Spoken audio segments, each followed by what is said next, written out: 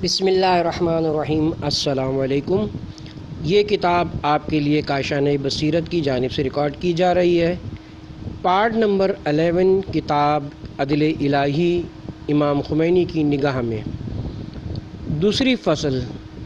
زندگی کے ہمراہ موت کی خلقت، موت کی حقیقت۔ موت یا تو نشۂ ظاہرہ ملکیہ سے نشۂ باطنیہ ملکوتیہ کی طرف انتقال کا نام ہے، یا پھر حیات اولی ملکی کے بعد حیات ثانوی ملکوتی کا نام موت ہے۔ اور ان دونوں صورتوں میں موت امر وجودی ہے، بلکہ وجود ملکی سے اتم ہے، کیونکہ حیات ملکی دینوی مردہ طبعی مواد سے مخلوط و ممجوز ہے، اور ان مواد کی زندگی عرض زائل ہے، برخلاف حیات ذاتی ملکوتی کے۔ وہاں پر نفوس کو استقلال حاصل ہو جائے گا، اور وہی دار حیات اور لوازم حیات ہے، اور برزخ کے مثالی اجسام کا قیام ان کے ساتھ بطور قیام صدوری بنفوس ہے، جیسا کہ اس بات کو اس کے مناسب مقام پر تحریر کیا گیا ہے۔ خلاصہ یہ کہ حیات ملکوتی ہی کو موت کہتے ہیں، تاکہ سننے والوں کو بار نہ محسوس ہو۔ جعل و خلقت سے متعلق ہوتی ہے، اور یہ ذات خدا کے تحت قدرت ہے۔ موت کا وجود نفوس کے امتیاز کا سبب۔ ابتدائی فطرت و خلقت میں انسانی نفوس سوائے استعداد محض اور نفس قابلیت کے کچھ نہیں ہوتے، اور وہ ہر قسم کی شقاوت و سعادت کی فعلیت سے محروم ہوتے ہیں، اور پھر جب وہ طبعی، جوہری اور فعلی آزمائشی حرکات کے زیر تصرف واقع ہوتے ہیں، تب ان کی استعداد فعلیت میں بدل جاتی ہے اور تمیزات حاصل ہو جاتے ہیں۔ اس کے بعد حیات ملکی دینوی میں شقی و سعید اور کھوٹے کھرے کے درمیان امتیاز پیدا ہوتا ہے، اور تخلیق کے حیات کا مقصد بھی نفوس میں امتیاز اور ان کا امتحان ہوتا ہے۔ اسی سے پتہ چلتا ہے کہ خلق ہی کے اوپر امتحان کا دار و مدار ہے۔ اب رہا تخلیق، موت کا مسئلہ، تو وہ بھی اس امتیاز میں دخیل ہوتا ہے، بلکہ علت کا آخری جز ہے، کیونکہ فعالیت کا میزان انسان کی وہ آخری صورتیں ہوتی ہیں جن پر انسان منتقل ہوتا ہے۔ خلاصہ کلام یہ کہ آخرت کی ملکوتی صورتیں امتیازات کا میزان ہوا کرتی ہیں، اور یہ دینوی ملکی جوہری اور اختیاری حرکات سے حاصل ہوتی ہیں۔ عرصہ دنیا میں بذات خود حصول اور موت و حیات کی تخلیق ہی اعمال حسنہ و قبیحہ کے امتیاز کا موجب ہے۔ خلقت حیات والی بات تو معلوم ہے، اب رہا مسئلہ موت کا، تو زندگانی دنیا کے عدم ثبات کے علم کے ذریعے اور اس عرصہ فانیہ سے انتقال کی وجہ سے انسانی اعمال میں فرق پیدا ہوتا ہے، اور یہ ان امتیازات کے حصول کا سبب بنتی ہے۔ ناقص افراد کا موت سے تنفر اور خوف۔ موت کا ناپسند کرنا اور اس سے ڈرنے کے سلسلے میں لوگ مختلف ہیں، اور اس کی کراہیت کے اسباب بھی مختلف ہیں۔ حضرت ابو ذر نے جو بات کہی ہے وہ متوسط حضرات کے لیے کہی ہے، لہٰذا میں کاملین و ناقصین کے حالات کا ذکر اجمالاً کروں گا۔ یہ جان لینا چاہیے کہ ہم جیسے ناقص لوگوں کے موت کو ناپسند کرنے اور اس سے ڈرنے کی علت وہ نقطہ ہے جس کی طرف ہم نے بعض حدیثوں کی شرح کرتے ہوئے اشارہ کیا ہے، اور وہ یہ کہ انسان اپنی خودداد فطرت اور اصلی جبلت کی بنا پر بقا و زندگی کو پسند کرتا ہے، اور فنا و موت سے نفرت کرتا ہے، اور اس کا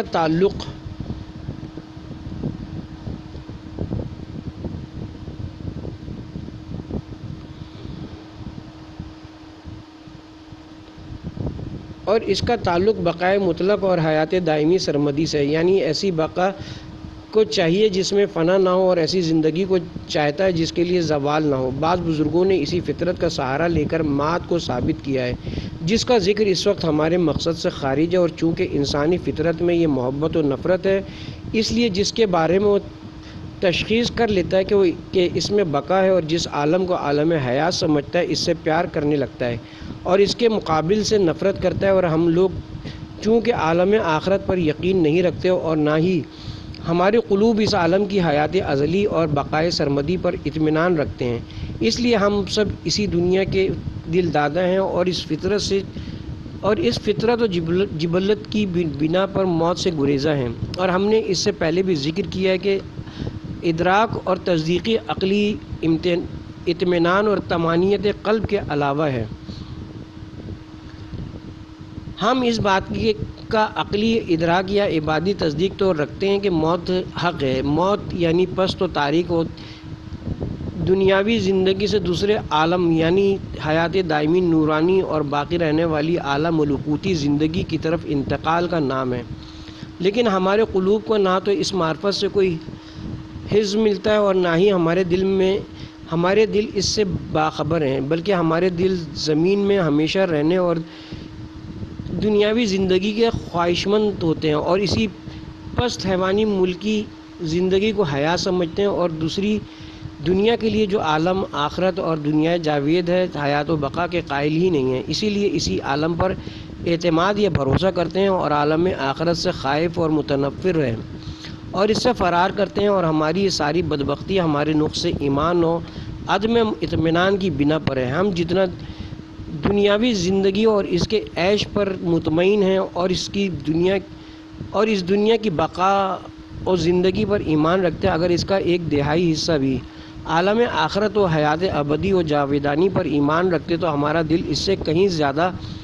آخرت سے لگاؤ رکھتا اور ہم اس کی اصلاح و آبادی کی کوشش کرتے ہیں، مگر افسوس ہمارے سرچشمہ ایمان میں پانی نہیں ہے اور ہماری یقین کی بنیاد پانی پر ہے، اس لیے مجبوراً ہم موت و فنا و زوال سے ڈرتے ہیں۔ اس کا قطعی علاج اس طرح ہو سکتا ہے کہ ذکر و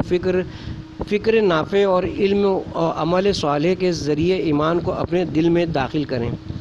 متوسط افراد کا موت سے تنفر اور خوف۔ اب رہا متوسطین یعنی ان لوگوں کی موت سے کراہت اور خوف جو عالم آخرت پر ایمان نہیں رکھتے، تو اس کی وجہ یہ کہ ان کی قلوب دنیا کی تعمیر کی طرف متوجہ ہیں اور عالم آخرت کی تعمیر سے غافل ہیں، لہٰذا ان کا دل نہیں چاہتا کہ آبادی کو چھوڑ کر ویرانے کی طرف منتقل ہوں، جیسا کہ حضرت ابو ذر نے فرمایا، اور یہ بھی نقص ایمان اور نقصان اطمینان کی وجہ سے، ورنہ کامل الایمان شخص کے لیے ممکن ہی نہیں کہ پست دنیاوی معاملات کی طرف متوجہ ہو اور تعمیر آخرت سے غافل ہو۔ خلاصہ یہ ہے کہ یہ تمام وحشت و خوف و کراہت ہمارے غلط اعمال و کج رفتاری اور مولا کی مخالفت کی وجہ سے، ورنہ اگر مثلا ہمارا حساب درست ہو اور خود ہم سے اپنے نفس کا محاسبہ کریں تو حساب سے وحشت کی کوئی وجہ نہیں ہے، کیونکہ آخرت میں حساب منصفانہ ہوگا اور حساب لینے والا عادل ہوگا، لہٰذا حساب سے خوف خود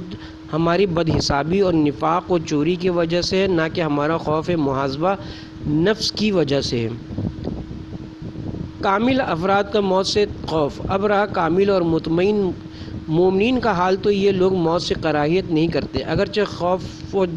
وحشت رکھتے ہیں، اس لیے کہ ان کا خوف خداوند عالم کی عظمت و جلالت سے ہے۔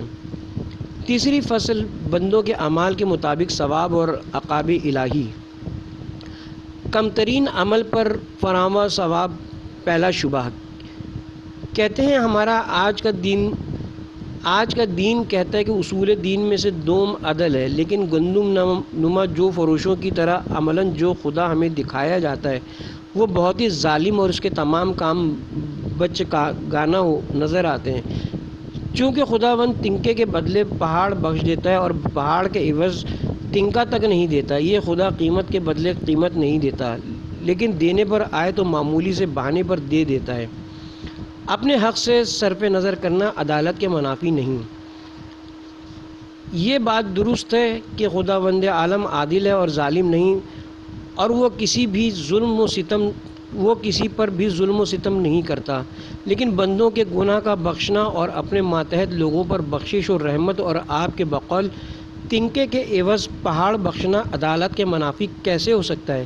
کیا عادل کا مطلب یہ کہ اگر کوئی شخص اس کے فرمان کے خلاف ایک قدم بھی اٹھا لے تو اسے نیست و نابود کر ڈالے اور جس طرح بھی ہو اسے ختم کر ڈالے، اور اگر بیچارے اور مجبور و ضعیف لوگ جہالت کی وجہ سے ایک غلطی کر بھی لیں وہ انہیں بخش دیا اور وہ ان کی غلطی معاف کر دے تو کیا اس نے ستم اور ظلم کیا ہے؟ البتہ اگر خداوند متعال دوسروں کے حق کو بخش دے اور لوگوں کے ایک دوسرے کے حق میں ظلم و ستم سے صرف نظر کرے تو یہ خلاف عدل ہے، اور کسی بھی دیندار شخص نے ایسی بات نہیں کی ہے اور انہوں نے کبھی بھی خداوند کا تعارف اس طرح نہیں کرایا۔ وہ کہتے ہیں خدا لوگوں کے حق کو کبھی بھی معاف نہیں کرتا، مگر یہ کہ خود صاحب حق اپنے حق سے صرف نظر کر لے، لیکن خداوند اگر چاہے تو اپنے حق سے درگزر کر لیتا ہے۔ اس نے اپنی رحمت کا دروازہ اپنے بندوں پر بالکل بند نہیں کیا ہوا ہے۔ وہ دنیا کے ظالم اور جابر حکمرانوں کی مانند نہیں کہ لوگوں کے ساتھ ہٹ درمی کرے اور لوگوں پر جینا حرام کر دے۔ عمل کا چھوٹا اور ثواب کا بڑا ہونا۔ دوسرا شبہ، ہر کام کا اجر اس کوشش پر موقوف ہے جو اس کام کے لیے کی جاتی ہے اور اس سے جو فائدہ حاصل ہوتا ہے۔ پس یہ جو احادیث میں کہا گیا کہ ایک زیارت یا عزاداری وغیرہ کا ثواب 1000 پیغمبر یا شہید، وہ بھی شہید بدر کے برابر ہے، کیا یہ درست ہے یا نہیں؟ ہمارے آنے سے ہزاروں سال پہلے اور جب تک ہم اس دنیا سے چلے نہیں جاتے، خداوند عالم نے ہمیں جو نعمتیں دی ہیں، آپ ان پر ایک نظر کریں اور اس کے بعد اس جہان کی نعمتیں کہ جس کی کوئی انتہا نہیں۔ ہم دیکھتے ہیں کہ اس چمکتے سورج، روشن چاند اور درخشاں ستاروں سے لے کر دن رات کی گردش اور سردی اور بہار کی پیدائش، کائنات کے ذرات و عناصر اور معاون اور نباتات اور حیوانات اور صاف ستھری ہوا اور پینے کے قابل پانی اور وسیع و عریض زمین اور موجیں مارتے سمندر اور نہ ختم ہونے والے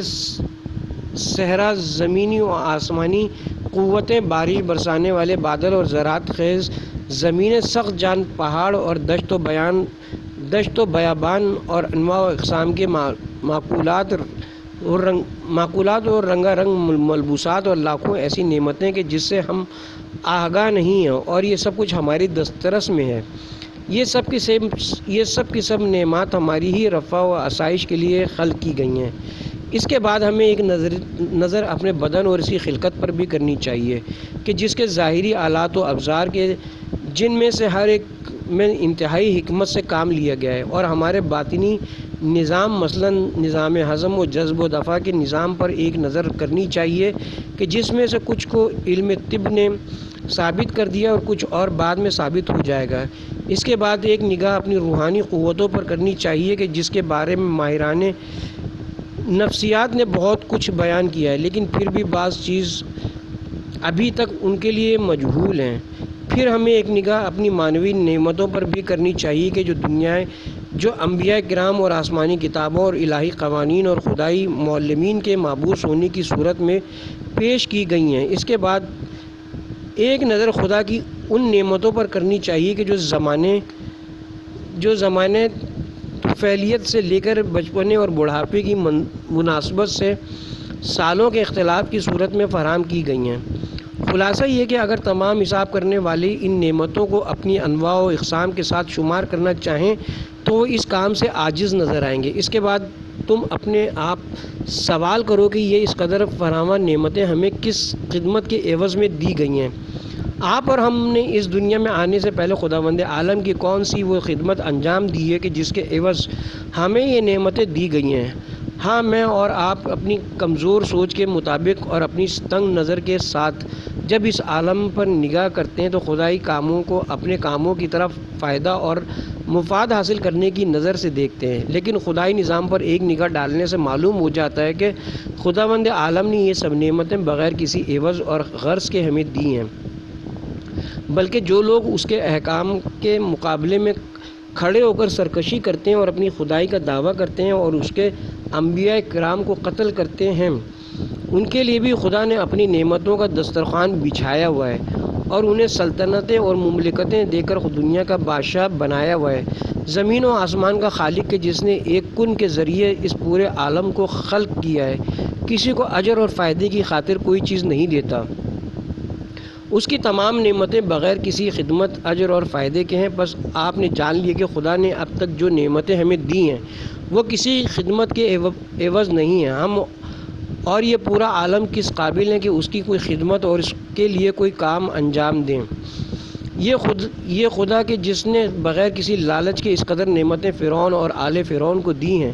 کیا وہ اپنے کرم سے ایک فی سبیل اللہ مجاہد کو ایسی ہزاراں نعمتیں نہیں دے سکتا کہ جن کو کوئی بھی شمار نہیں کر سکتا؟ آخر اس میں کیا حرج ہے؟ تفضل بندوں پر الہی اجر و ثواب کا معیار۔ اب بہتر ہے کہ ایک نظر ہم عالم آخرت اور ان نعمتوں پر بھی ڈال لیں جن کے بارے میں قرآن میں 200 سے زیادہ آیات میں وعدہ دیا گیا ہے۔ آپ ان اعمال کا موازنہ کریں جو انسان اپنی چند سالہ زندگی کے دوران انجام دیتا ہے، اس اجر و ثواب سے کریں کہ جس کے بارے میں خداوند عالم نے آسمانی کتابوں بالخصوص قرآن کریم میں وعدہ دیا ہے، تو آپ دیکھیں گے کہ اعمال کس قدر بچکانہ ہیں اور عدل کے معیار سے خارج ہیں۔ یا یہ کہ ہمیں اعتراف کرنا چاہیے کہ خداوند عالم لوگوں کے ساتھ عدالت کے ترازو سے معاملہ نہیں کرتا اور خدا کی بخششیں انسان کے ان بے وقت اعمال کے عوض نہیں۔ ہم فرض کرتے ہیں کہ ایک انسان اس دنیا میں 50 سال زندگی گزارتا ہے اور وہ اپنے بالغ ہونے کے پہلے دن سے ہی خدا کے مقرر کردہ اعمال انجام دیتا ہے، یعنی نماز و روزہ اور حج و زکوٰۃ اور خمس وغیرہ انجام دیتا ہے اور الہی قوانین سے کسی قسم کی سرپیچی نہیں کرتا، تو کیا آپ ایسے انسان کو اس بہشت کا حقدار قرار دیتے ہیں یا نہیں جس کا وعدہ کیا گیا ہے؟ تو آپ کے لیے کوئی چارہ نہیں کہ اعتراف کر لے کہ یہ شخص اہل بہشت میں سے ہے۔ اب ہم اس شخص کے عمل کا حساب کتاب دنیاوی بازار کے مطابق کرتے ہیں۔ بالغ ہونے سے لے کر 50 سال تک اس کے اعمال کے 35 سال بنتے ہیں۔ اس مہنگائی کے دور میں سالانہ نماز و روزہ کے 50 یا 60 تومان بنتے ہیں، ہم 100 تومان لگا لیتے ہیں، یہ 3000 اور 500 تومان بن جاتے ہیں۔ بالفرض وہ ایک بار حج پر بھی جاتا ہے اور 5000 تومان خرچ کرتا ہے، تو یہ 8000 اور 500 تومان بن جاتے ہیں۔ فرض کریں ہر سال وہ 2000 تومان زکوٰۃ اور خمس بھی ادا کرتا ہے، اس نے 78000 اور 500 تومان سے دوسری خیرات بھی انجام دی ہیں۔ خلاصہ پوری زندگی کے دوران دنیاوی حساب کے مطابق اس نے 1,00,000 تومان خرچ کی ہیں۔ اس قیمت میں اسے تہران میں ایک متوسط اور دوسرے شہروں میں ایک عالی شان عمارت مل سکتی ہے۔ بالفرض اس قیمت میں اسے تہران میں ایک اعلیٰ قسم کی عمارت دی جاتی ہے۔ اس عمارت اور قرآن میں ذکر کی گئی ایک آیت میں موازنہ نہ کیجیے کہ جو ہم بطور نمونہ ذکر کرتے ہیں، اس کے بعد ریال اور لیرہ کی نسبت کا بھی موازنہ نہ کیجیے اور بتائیے کہ ریال کے بجائے لیرہ خرچ کرنا بہتر ہے یا وہ چیز بہتر ہے جس کا خدا نے قرآن میں وعدہ دیا ہے۔ اس وقت آپ کہیں کہ نفس قرآن کو چھوڑ دیں تاکہ ان بے وقوفوں گدھا صفت لوگوں کی تنگ نظر پر ہو سکیں۔ اب ہم کتاب خدا کی آیت میں سے ایک آیت پیش کرتے ہیں۔ سورہ حدید آیت نمبر 21 میں خداوند عالم فرماتا ہے، تم اپنے پروردگار کی بخشش کی طرف شفقت کرو اور جنت کی طرف جس کا عوض آسمان اور زمین کی مانند ہے، وہ ان لوگوں کے لیے تیار کی گئی ہے جو اللہ تعالیٰ اور اس کے رسولوں پر ایمان لائے۔ یہ اللہ تعالیٰ کا فضل ہے، وہ جس کو چاہتا ہے دیتا ہے اور اللہ تعالیٰ بہت بڑے فضل والا ہے۔ کیا ہمارے چند سالہ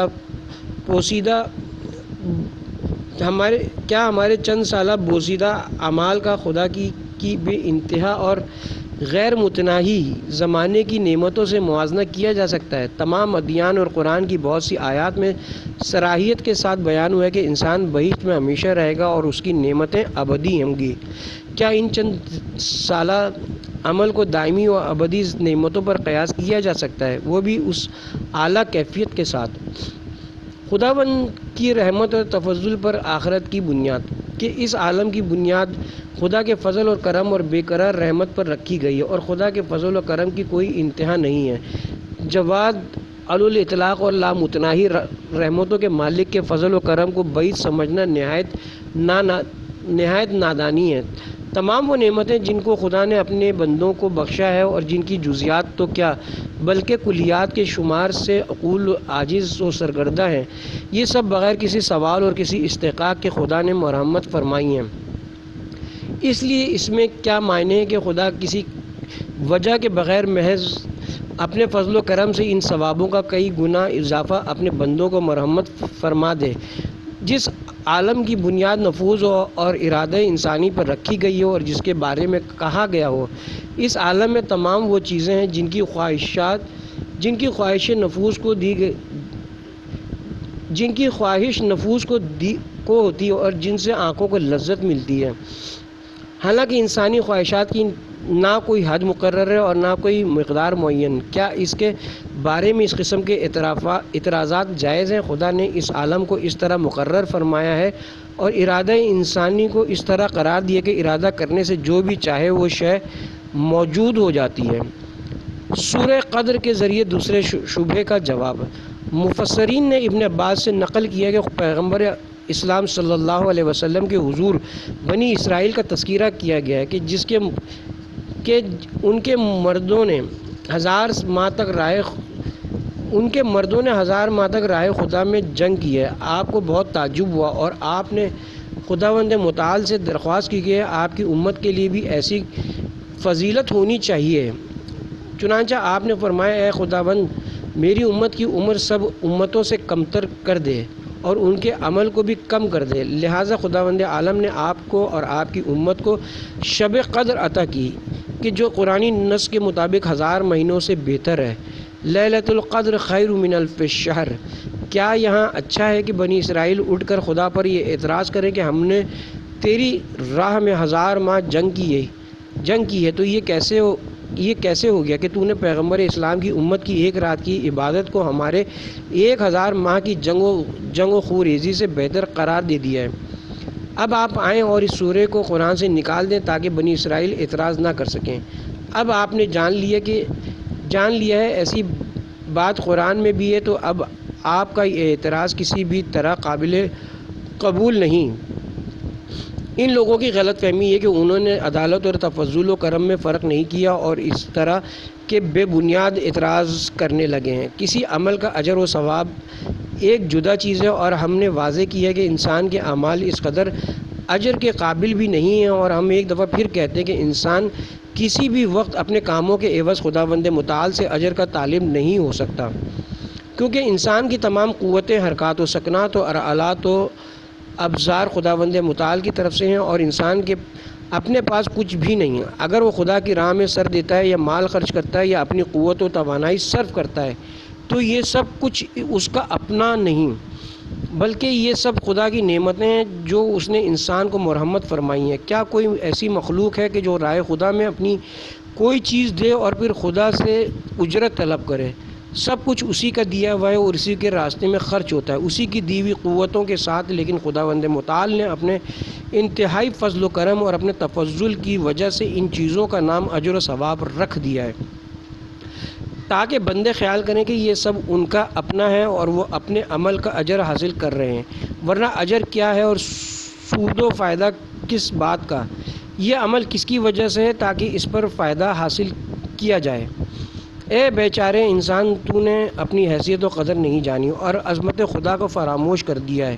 اور خود کو طلبکار اور عقل مند سمجھ بیٹھے ہو، یہاں تک کہ خدا کے کاموں پر جاہلانہ اعتراض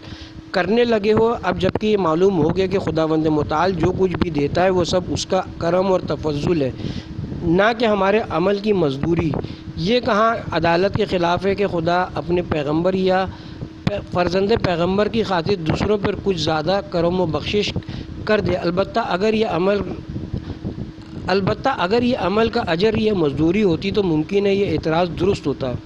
لیکن واضح ہے کہ ایسا نہیں ہے اور کوئی بھی خدا سے کسی چیز کا طلبگار نہیں ہو سکتا۔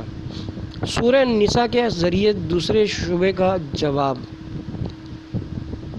سورہ نساء آیت نمبر 69 میں ہے، جو خدا اور رسول کی پیروی و اطاعت کرے گا تو وہ ان لوگوں کے ساتھ ہوں گے جن پر اللہ تعالیٰ نے انعام کیا ہے کہ بعض نبیوں میں سے اور بعض صدیقوں میں سے اور بعض شہیدوں میں سے اور بعض صالحین میں سے ہیں، اور وہی لوگ رفاقت کے لیے سب سے اچھے ہیں۔ اب انبیاء کرام اور شہدائے احد بھی یہی عامیانہ اعتراض کریں اور خدا کے بارے میں کسی عدالت میں شکایت کریں کہ ہم نے تو تیری راہ اس قدر زحمت اٹھائی ہے، اسلام جب کمزور تھا اس وقت اپنا خون دیا ہے اور اسلام کی بنیادوں کو اپنے خون سے مستحکم کیا ہے، تو اب یہ کیسے ہو گیا کہ ہمیں ایک ایسے شخص کے برابر کر دیا گیا ہے جو مثلا 17 سال کی عمر میں دنیا سے رخصت ہو جاتا ہے اور تیرے دین کی کوئی خاص خدمت بھی نہیں کرتا، فقط 1-2 سال نماز روزہ وغیرہ کے ذریعے تیری اور تیرے رسول کی اطاعت کرتا ہے۔ ثواب میں مومنین کا انبیاء و شہداء کے ہمراہ ہونا، جیسا کہ عظیم فلاسفہ نے کہا ہے کہ اور قرآن کریم سے بھی ظاہر ہوتا ہے کہ بہشت جسمانی کے ساتھ بہشت جسمانی کے علاوہ کہ جس کی توصیف میں اکثر آیات قرآنی نازل ہوئی ہیں، اور جو اہل بہشت کے ثواب کی منزل گاہ ہے۔ بہشت کے اور بھی مقامات اور مراتب ہیں جو مقام ثواب سے خارج ہیں، اور وہ معنوی مقامات اور روحانی لذات ہیں کہ جو روحانی کمالات اور الہی معرف سے آگاہی پر موقوف ہیں، اور جو مقامات نفس میں سے ہیں اس مقام کے بعد اور بھی مقامات ہیں کہ جن کو ولایت و محبت کے شہروں سے تعبیر کیا جاتا ہے۔ جو لوگ ان معنوی مقامات تک پہنچ جاتے ہیں وہ جسمانی بہشت کے جو الہی ثواب کا مقام ہے کی طرف نظر نہیں کرتے اور اس کی اطلاع نہیں کرتے، اور وہ اپنے انہی مقامات معنویہ میں سرگرم رہتے ہیں۔ اسی وجہ سے اور دوسری بہت سی وجوہات کے سبب کہ جن کا تذکرہ اس کتاب میں کرنا مناسب نہیں، بعض اوقات ان معنوی مقامات کے حامل لوگ منزل ثواب سے جو جسمانی بہشت کہلاتی ہے منہ موڑ لیتے ہیں، لیکن جو لوگ اس مقام تک پہنچے اور جنہوں نے اسی ثواب اور جسمانی بہشت پر ہی دل خوش کر رکھا ہے، معنوی مقامات اور روحانی لذات کے حامل افراد کی ان روحانی مقامات سے آگاہی نہ رکھنے کی صورت میں ان اہل بہشت کے درجات ان کے مقابلے میں ہزاروں کے حساب سے زیادہ ہیں۔ اس بیان کے بعد سورہ نساء کی آیہ نمبر 69 کے ذریعے مذکورہ اعتراض حل ہو جاتا ہے، کیونکہ اس آیے میں ان لوگوں کے ثواب کو بیان کیا جا رہا ہے کہ جنہوں نے خدا اور اس کے رسول کی اطاعت کی ہے۔ اس آیے کے مطابق وہ لوگ انبیاء اور شہداء کے ساتھ ہیں، اور اس بات میں کوئی منافات نہیں کہ وہ ثواب کی منزل میں انبیاء اور شہداء کے ساتھ ہیں، لیکن ان کے لیے ایسے معنوی اور روحانی مقامات ہیں کہ جو انہوں نے خواب میں بھی نہیں دیکھے ہوں گے اور نہ دیکھیں گے۔ انبیاء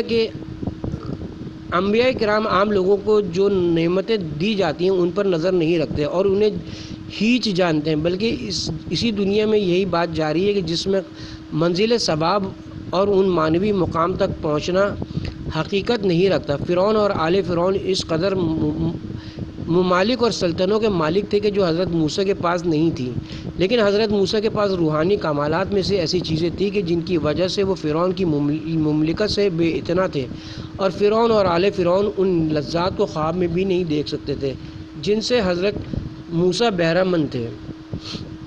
عزاداری امام حسین پر عظیم ثواب۔ یہاں حسین ابن علی علیہ السلام کی عزاداری اور مجالس کے بارے میں بھی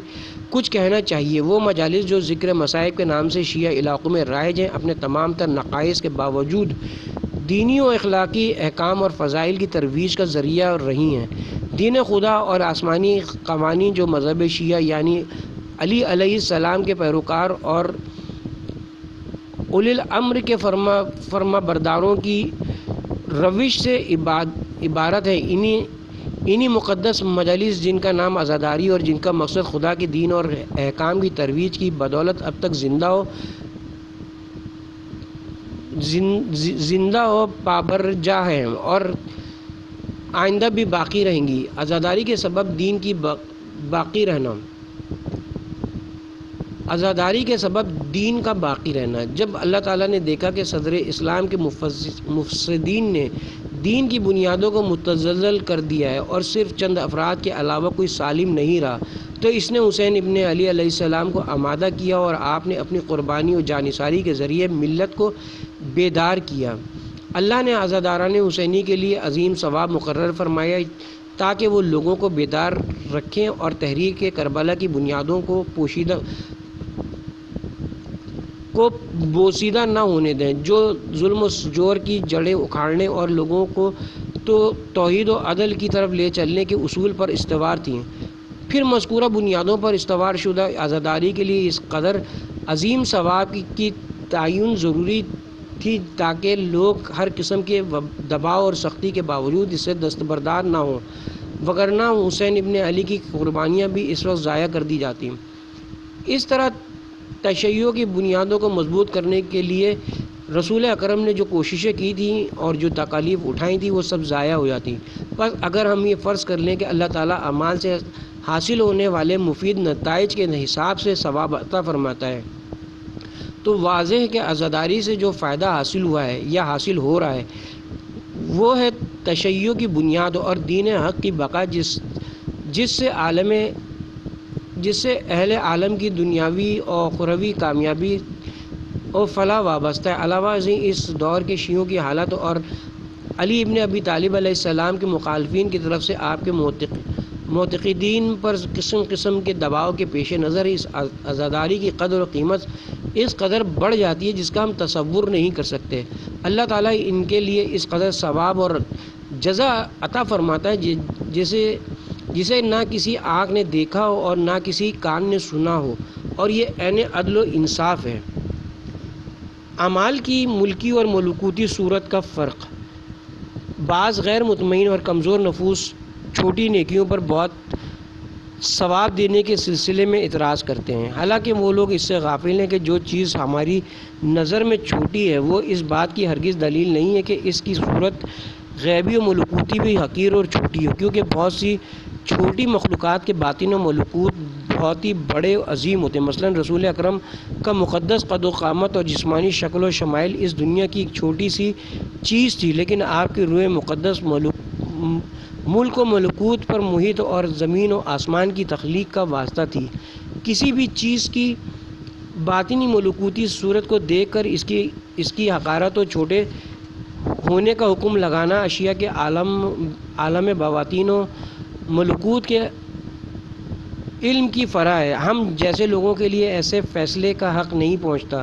ہم کو تو علماء آخرت یعنی اولیاء و انبیاء کے احکام پر کھلی آنکھوں اور کانوں سے عمل کرنا چاہیے۔ عظیم ثواب کا انکار اور اس پر عجب۔ اس قسم کا انکار اور اس پر عجب تکبر اور اپنے اعمال کو اہمیت دینے کے مترادف ہے۔ مثلا کوئی شخص اگر ایک دن کا روزہ رکھ لے یا ایک شب عبادت کرے اور اس کے بعد سنے کہ اس کا تو بہت ثواب ہے تو بعید نہیں سمجھے گا، حالانکہ اگر معیار عمل کی مزدوری ہوتی تو بہرحال بعید سمجھتا ہے، لیکن چونکہ یہاں اس نے خود اپنے عمل کو بڑا اور قابل توجہ سمجھا ہے لہٰذا اس کے ثواب کی تصدیق کر رہا ہے۔ اے عزیز، ہماری تمام عمر 50-60 سال کی ہے۔ فرض کر لو ہم نے صحیح ایمان کے ساتھ تمام شرعی فرائض ادا کرتے ہوئے عمل صالح اور توبہ کے ساتھ عمر گزار کر انتقال کیا، اب ہمارے اتنے اعمال و ایمان کی کیا جزا ہوگی؟ کتاب و سنت و تمام ملتوں کا اس پر اجتماع ہے کہ ایسا شخص مشمول رحمت اور مستحق جنت ہے، ایسی جنت جہاں وہ ہمیشہ نعمت اور راحت میں رہے گا اور دائمی رحمت و روح اور ریحان کا مستحق ہوگا۔ کیا کوئی اس کا انکار کر سکتا ہے؟ نہیں۔ حالانکہ اگر جزا کا معیار عمل کے مطابق ہوتا تو بفرض محال اگر ہمارے عمل کی کوئی جزا ہوتی تو اتنی بہرحال نہ ہوتی کہ عقل اس کی کمیت و کیفیت کے تصور سے عاجز ہوتی۔ لہٰذا ماننا پڑے گا کہ اس بات کی بنیاد کسی اور چیز پر اور کسی اور ڈگر پر قائم ہے، لہٰذا اب یہ ثواب بعید از عقل نہیں رہا اور نہ انکار کا کوئی راستہ باقی ہے۔